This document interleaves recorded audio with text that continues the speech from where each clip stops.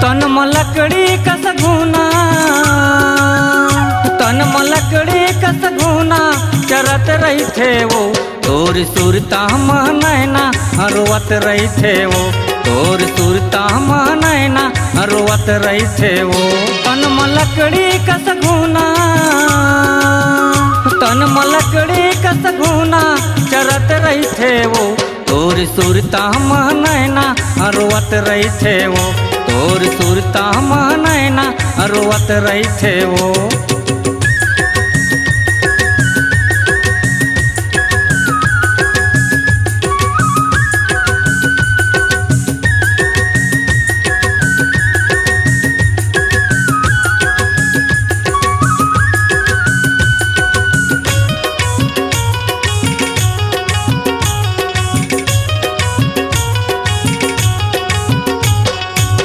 कोनो मेरे भेंट लेते हूँ, थोड़े कन देख लेते हूँ, तरसत चोला वो जिहुला जुड़ा लेते हूँ, तरसत चोला वो जिहुला जुड़ा लेते हूँ।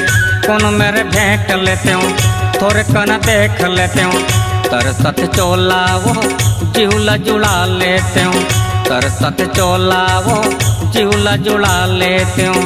बिन पानी कस मछली, बिन पानी कस मछली कलपत रही थे वो, तोर सुरता नैना रोवत रही थे वो, तोर सुरता नैना रोवत रही थे वो।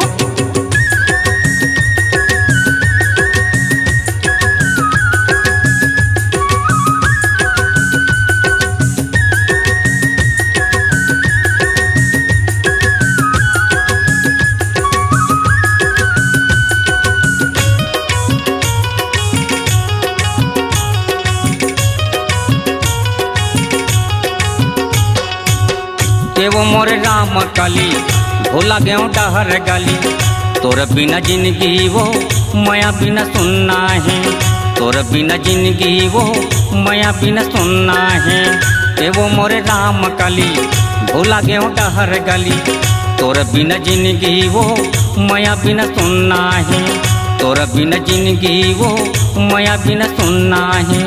बिन बदरा के पानी, बिन बदरा के पानी गिरत रही थे वो, तोर सुरता नैना रोवत रही थे वो, तोर सुरता नैना रोवत रही थे वो।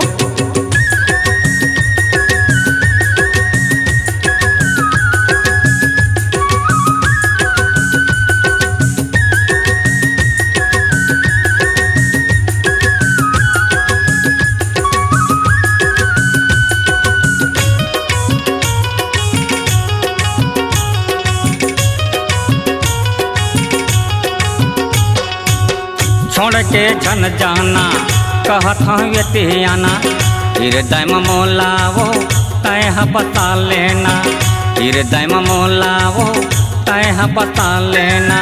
छोड़ के झन जाना कहत हूँ आना, हृदय में मोला वो तय बता लेना, हृदय में मोला वो तय बता लेना।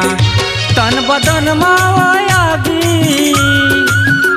तन बदन मायागी बरत रही थे ना, तोर सुरता नैना रोवत रही थे वो, तोर सुरता नैना रोवत रही थे वो। तन मलकड़ी कस घूना,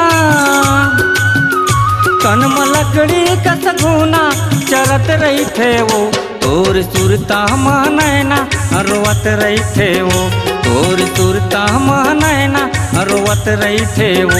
ए रोवत रही थे वो, हाय रोवत रही थे ना, ए रोवत रही थे वो, हाय रोवत रही थे ना, हाय रोवत रही थे ना, हाय रोवत रही थे ना।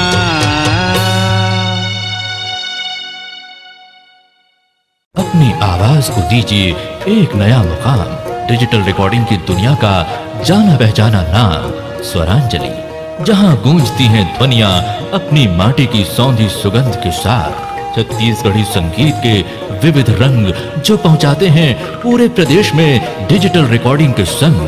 स्वरांजलि स्टूडियो, नेमीचंद गली नंबर 2, गंजपारा, रायपुर।